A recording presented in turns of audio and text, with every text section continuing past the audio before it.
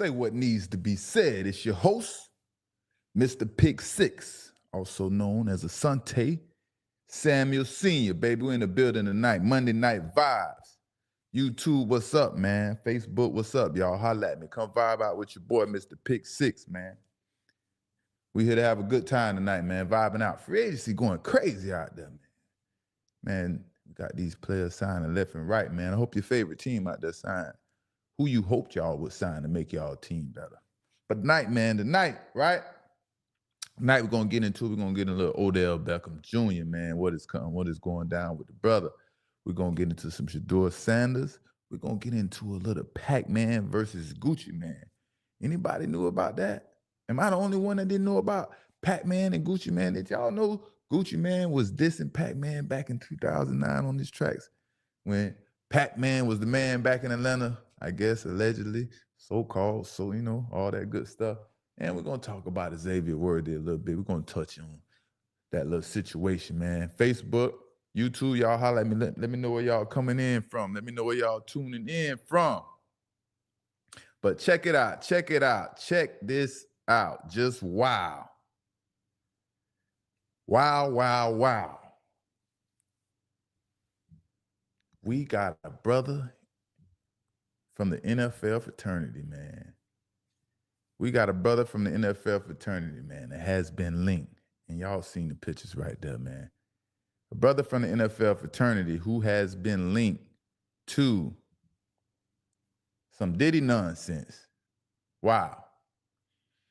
And what I come to realize, man, being around other football players in the NFL is these dudes are freaky as hell. Just dudes, period, all over the world, man. Different cultures, different races, man. Everybody has that one thing in life. You might like to gamble. You might be addicted to, whatever it is, some addiction. Some people are just addicted to being a freak, whatever that may, whatever territory that comes with. And some of this stuff is crazy, man. But getting caught up in some Diddy nonsense, man, or some Diddy allegation is absurd, man. That is just wild, crazy. There's nothing you want to be a part of, right? But OBJ is being accused of a deplorable, despicable act against another human being, along with allegedly Drewski. And what is wrong with people today, right? Why would a man want to take advantage of another woman? What is the purpose of that? What freaky pleasure do you get out of that? And that's what I came to realize is this world is full of people full of people that want to take advantage of another person. You see a vulnerable person, a person that's down and out or maybe in need, a person that doesn't have much support or resources, that person is vulnerable in the world. People are looking to take advantage of that person.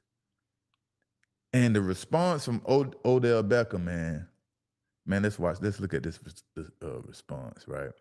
Y'all look at the bottom, man. I can barely see it, but after all the news broke out, Odell Beckham's response was lightweight, not even a response. It was him showing his faith. Despite all the allegations that is going on, he didn't deny, confirm, or whatever. He just know he is protected. And he say, boy, I tell you, this world makes absolutely no sense. I am covered by God. He will prevail. I know who I am. I know who you are. Keep your head. The name will be cleared. Shit's stupid.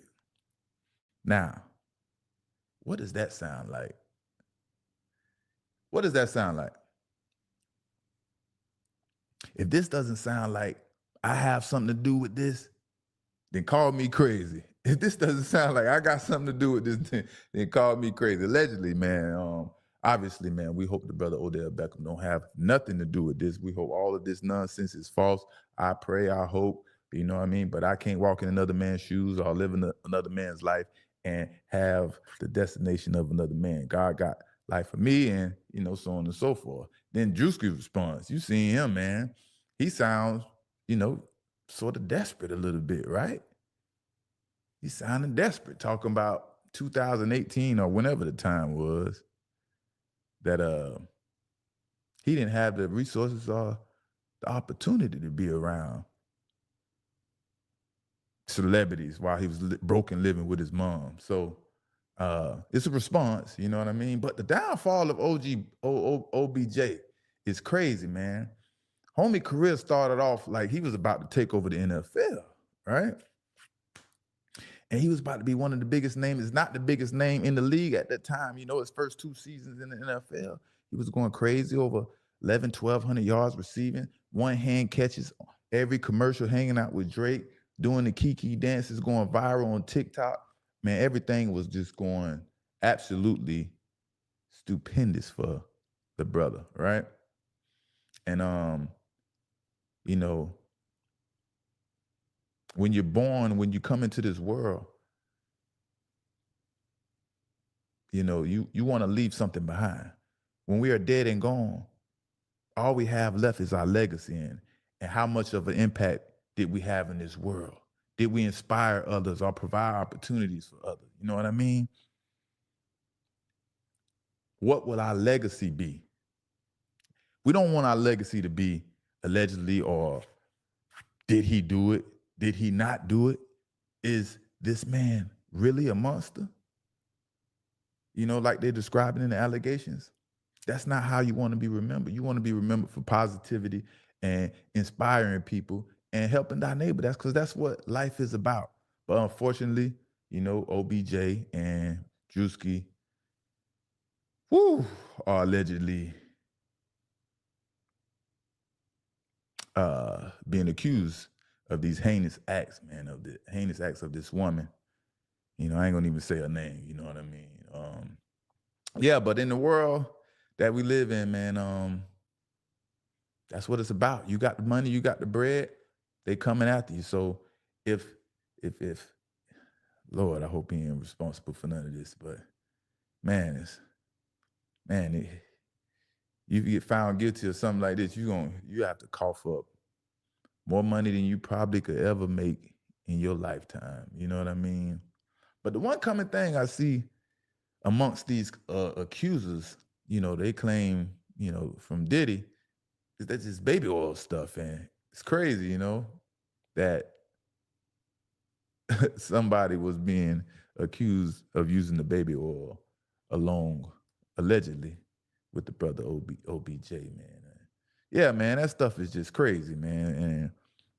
And like I said, man, here they are, man. They're their names at the bottom, man. You got, down at the bottom, you got Drewski, and then you got Odell Beckham Jr. down in the yellow at the bottom. And it's just crazy, it's wild. But it's official. We hope it wouldn't be true, but some things are really true, and we don't want to believe it, Now,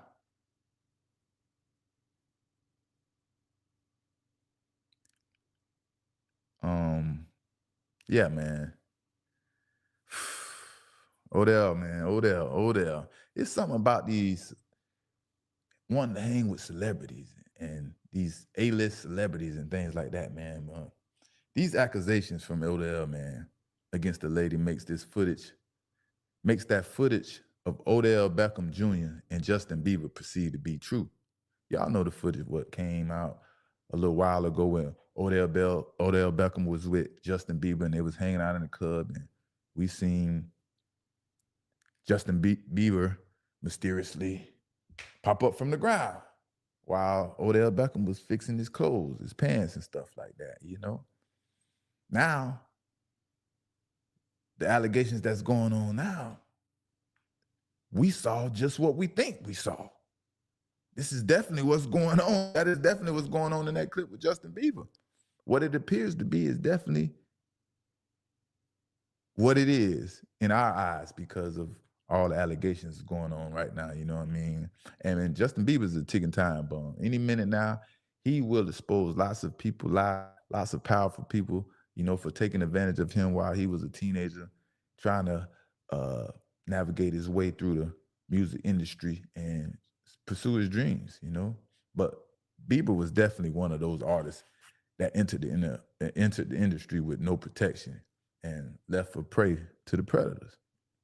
And too bad Odell, man, got caught up or is caught up somehow, some way, allegedly in these situations. But that video was damn telling with Justin Bieber. Hindsight, you know what I mean? What's up, chat? Y'all talk to me. What's happening, man? I don't know what happened to my computer. My computer done locked up on me. Y'all let me know if y'all still with me, chat.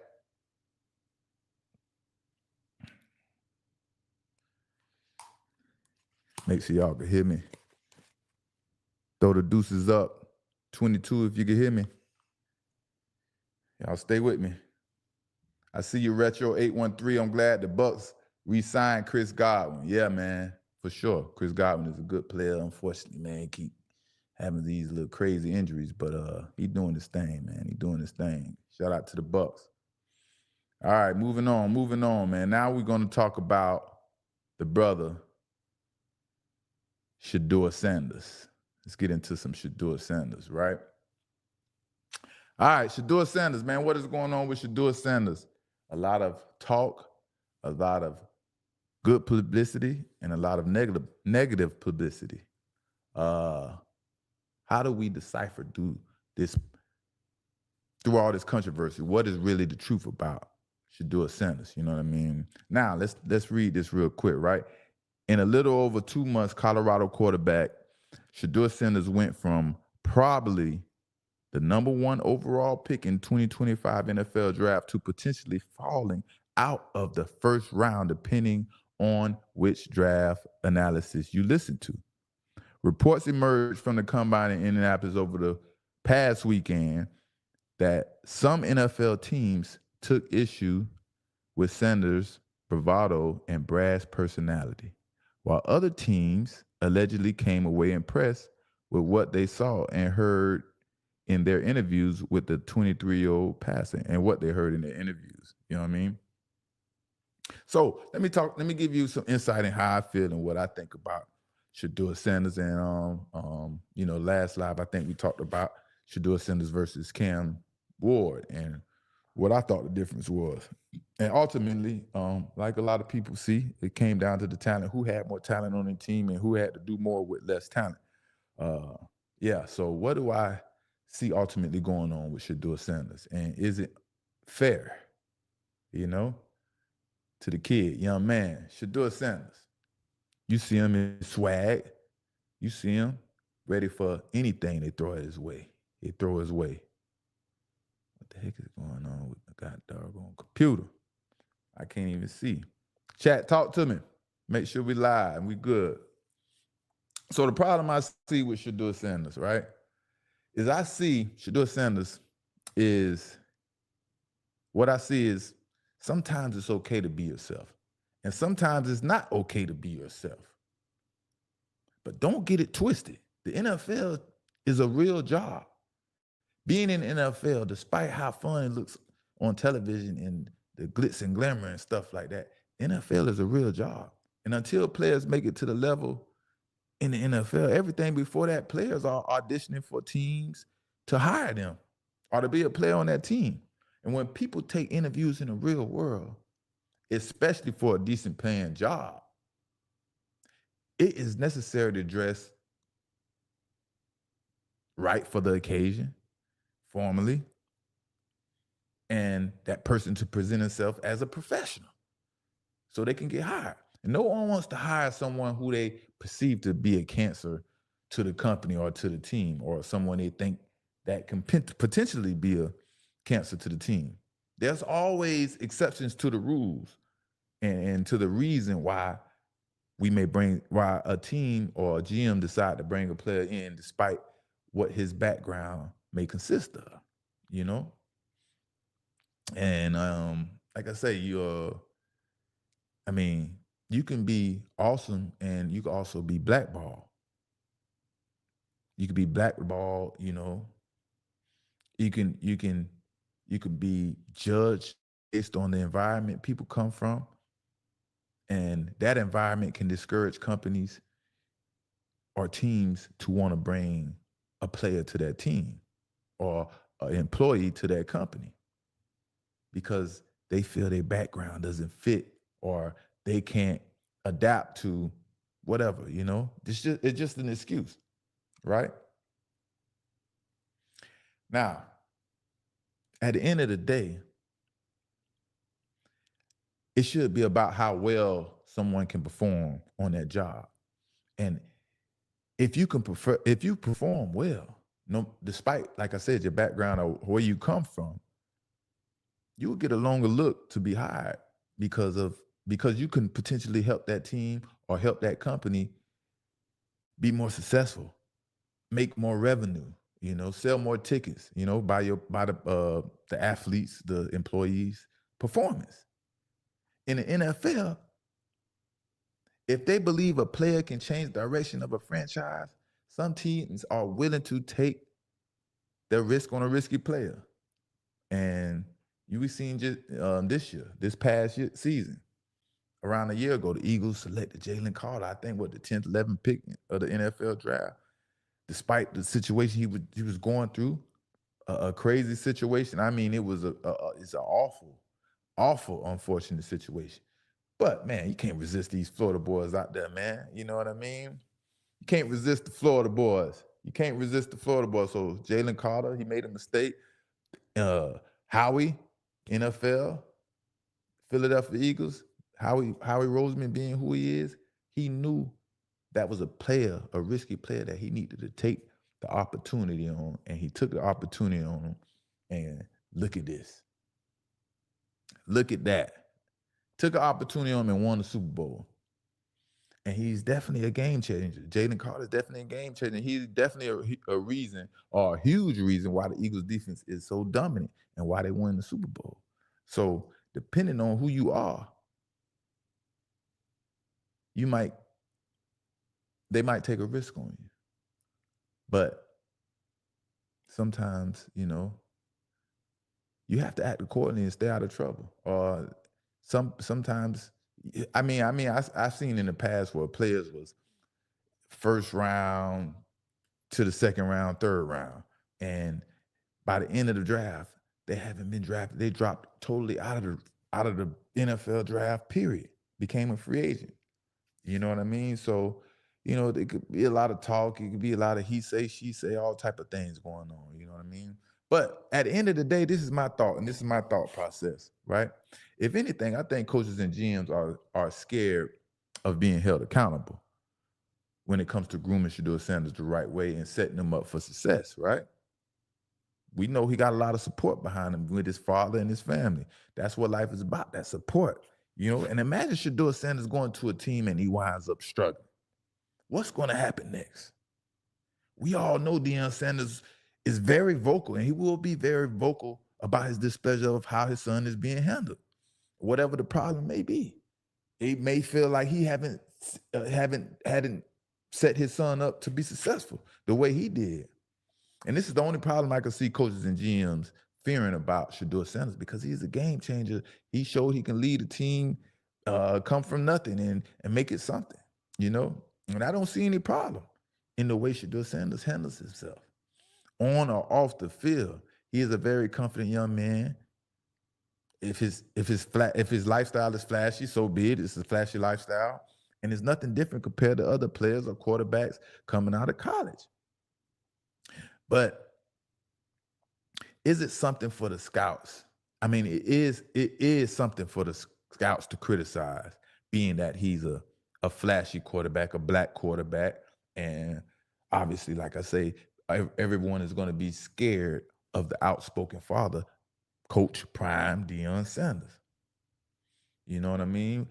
But if that stops a team from selecting him because they fear of being held accountable and what Coach Prime might have to say if his son isn't being handled right, then that team doesn't deserve to win nothing. They probably won't, you know. But I can't see Shedeur Sanders making it past the 6th or 7th pick, even though the Raiders just traded for Geno Smith. Yeah, I like that trade. It was a good move. But that doesn't stop the Raiders from possibly drafting Shedeur Sanders. And like I said, if y'all been following me the past season, I'm the first one that came out and said a, a good caliber team or a Super Bowl contending team or every team in the NFL, if you want to be, a competitive team in the NFL, every team in the NFL needs 2 starting quarterbacks on their team because it's a long, grueling season and things are going to happen. It's going to be hard for your quarterback to go 18 games without having to miss a game. And then if you have to miss more than one game or a game when it's crunch time, when it's December, January, and February, that's the most important time of the season. So that's why it's important to have 2 starting quarterbacks. And I don't see Shedeur Sanders, like I say, going past number 6, Oakland Raiders, and if you make it to number 7, the New York Jets. I mean, you know, I can't see it though. But at the end of the day, yeah, I think a lot of analysts are right in the draft class, in my opinion, because it is weak at quarterback. This draft class at quarterback is weak. Cam Ward and Shedeur Sanders. After that, I don't really see the top caliber quarterbacks we're used to seeing in the top, 10 picks. You know what I mean. But Cam Ward and Shedeur Sanders, in any other draft with some top caliber quarterbacks, I wonder how well would they present going up against them. You know what I mean? At the end of the day, think about it. At the end of the day, no team is just going to come out and act like they are drooling over Shedeur Sanders if he's not going to be the first pick of the draft. If he's the first pick of the draft, there's nothing to debate about. We're not acting like we want another player. We're here to get you. We're here to select you to our team with the number 1 pick. We're going to let that be known. We're going to get the contract out of the way, and we're going to get this show on the road with the media run, the promotions, and all that. But it's time to go to work if you're going to be the number 1 pick. If you're not the number 1 pick, no one is just coming out, and expressing their desire to draft this one player. Teams who need a quarterback will not show their hand. That's as simple like that. Simple as that. They will act interested. They will act like there's so many problems scouting this player, meeting with the player, anything they can find to talk about. Because guess what? I need to detour other scouts and GMs from putting this player high on their board. You know what I mean? But at the end of the day, it only takes one team. It only takes one team to pull the trigger. And like I said, he will be selected by the 7th pick, which the New York Jets hold. And that's the 7th pick. But the first 3 teams to select in the NFL draft are the Titans, the Browns, and the Giants. Yes, all these 3 teams need help. They need a lot of help to change the scope of their franchise, and particularly a quarterback. A quarterback is usually the one who can change the scope of a franchise. And I can't see Shedeur Sanders not being selected by one of those 3 teams, like I said, but I definitely don't see him going past the seventh pick. But let's check out what a couple scouts, GMs, or experts, what they're saying about the young man Shedeur Sanders. And yeah, let's chat about that. All right, y'all read along with me right here. It's a little small for me. Let me go on my phone. Maybe I get in my phone. Yeah. Let me get in my phone. All right, here we go. I could see, we're talking about Shedeur Sanders, right? I could see him going top 10. Also see him falling out of the 2nd round. There will be teams who stay true to their 2nd and 3rd round grades, and there will be those who cave to their need and the pressure of being called out by Deion Sanders. If he's not in their top five, think of it this way. The two greatest quarterbacks in SWAC history are Doug Williams and Steve McNair. And he's not close to either one in any category except height. Wow, that's a powerful statement. That's a powerful statement. That's a powerful statement. Wow. These are anonymous, people in the NFL, in the front offices, GM, scouts, and so on, owners. People act like there's a gulf between Ward, Shedeur, and the rest. In truth, Ward is overrated as well. So in reality, cold, harsh truth, the quarterback should start going in the late first. Through about the fourth round, including Ward, Shedeur, Jackson, Dart, Tyler Shaw, Kyle McCord, Jalen Milrow, and Dillian Gabriel. Then we're going to continue. And then we continue. It says the tape is fine, but there's really nothing special about him as a prospect. And he's got the ego of a top-tier dude. I don't think any of these quarterbacks are top 10 picks. I've heard anything from the first to the third round grades. Some team scouts and people have their reservations on Sanders as a player, some as a personality. There are a lot of layers of what led to his success. I think he can be successful if you have talent around him. There are some things I wish we had handled differently, but I will say this. The kid took some shots this year and continued to play. He showed toughness and competed. So that's what they're saying about Shedeur Sanders. What do y'all think about that? And like I said, some things are true, some things may not be true. At the end of the day, you got to put him on the field like he has done at several different colleges and let him go out there and perform, just as he did in college. Give him the opportunity. Some of the things they said, he is nowhere near Doug Williams and Steve McNair. Is that true? I don't know. I didn't really watch Shedeur that much at the SWAC at Jackson State, but at Colorado State, University of Colorado, he was awesome. These opinions on this young man go very far left and then very far right. Like you said, they can see him going from anywhere from the first to the third. He went from being potentially the number one pick in the NFL draft to people talking about his flashiness and how he carries himself and all these different type of things. And I think it's just unfair. And at the end of the day, like I said, it only takes one team to select them, but that comes with the territory. So he knows how to deal with it. But he also has a way he feels about it. Everyone's excited for you, though. Let's play it over. What you doing wearing that hat? Man, I'm a Raider fan, man. All right. I'm praying for you, man. You want him to go to Raiders? I want to go to Raiders so bad. I hope to God they trade up for you. But well, everybody trying to make my stock drop right now, so who knows, man? Nah, hell no. We're Raiders. Who's trying to make it drop? You know just how life get. But it is what it is. It's fool's gold. It ain't real. Don't believe media. But yeah, it's cool though. Everyone's excited for you though.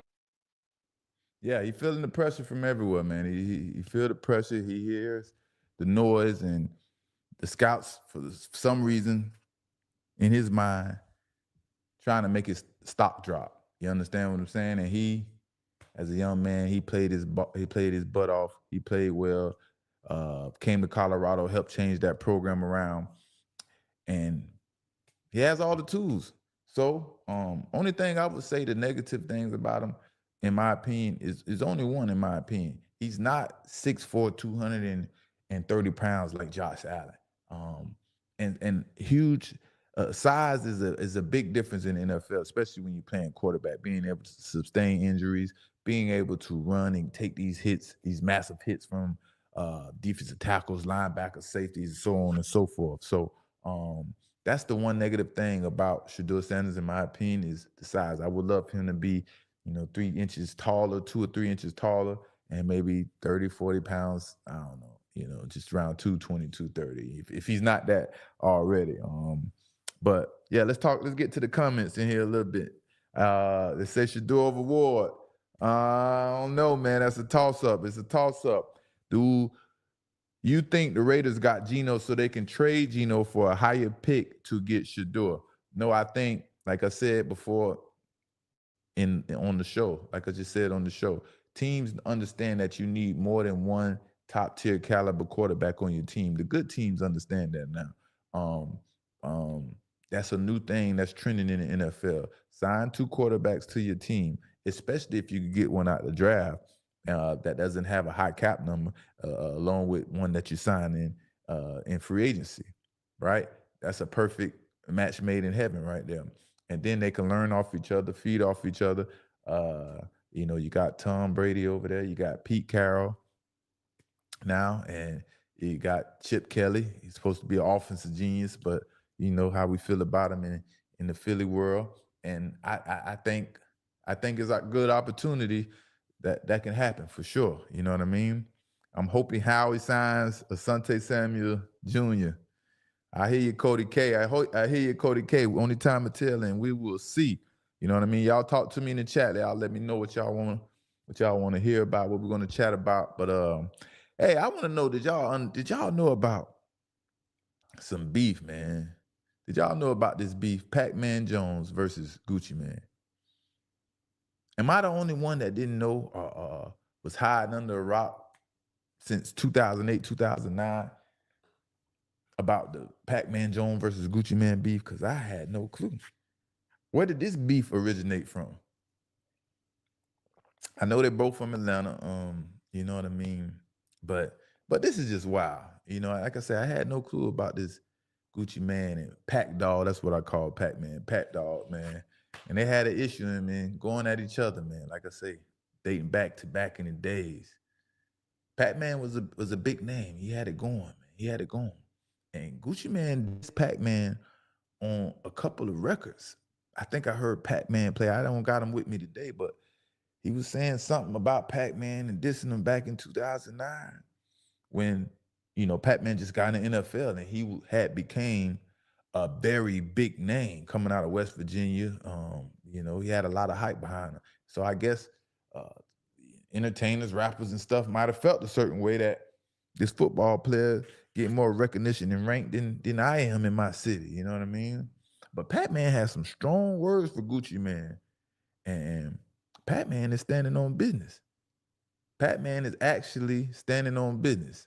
And let's check out Pac-Man, what he had to say about Gucci Mane.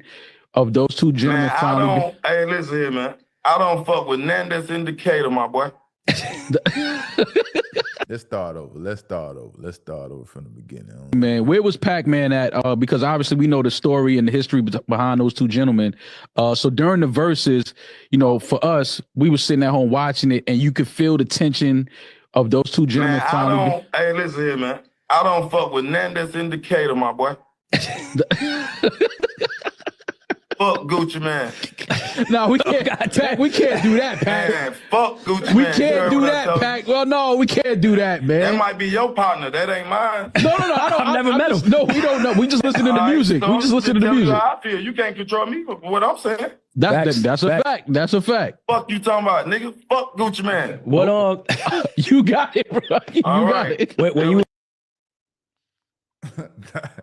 Pac Dog wild, ain't it, man? Pac-Man be wild. I bet y'all ain't had no clue either. Y'all tell me if y'all had a clue or knew anything about Pac-Man Jones versus Gucci Mane beef going on, dating back to freaking all 8, 9, 10, 12 years ago. Pac-Man is still standing on business. At the age of 38, 37, 39, whatever he is, he's still standing on business. You know what I mean? And we know Pac-Man has always been a wild boy. wild boy in these streets, man. But what are we really doing out here? What are we really doing out here, man? We don't have beef anymore at our age, do we? Do we still have beef at our age? I hope I don't got no beef. Please let me not have no beef. I don't want no beef. You know what I mean? And we understand. We've seen in the past that Pat Man does not shy away from any controversy, any challenge, anything that comes his way. And I think his last major incident before this one, if I remember correctly, was him getting into an altercation on an airline with some passengers and being escorted off, and that being led with him being that being led to him being disciplined by the airlines or whatever. And just another incident, another day in the life of Pac-Man Jones, man. Pac-Man Jones, he hit his little vape pen and he turned up on you. God dog it, Pac-Man. He feel a certain way. He gonna let y'all feel it. You understand?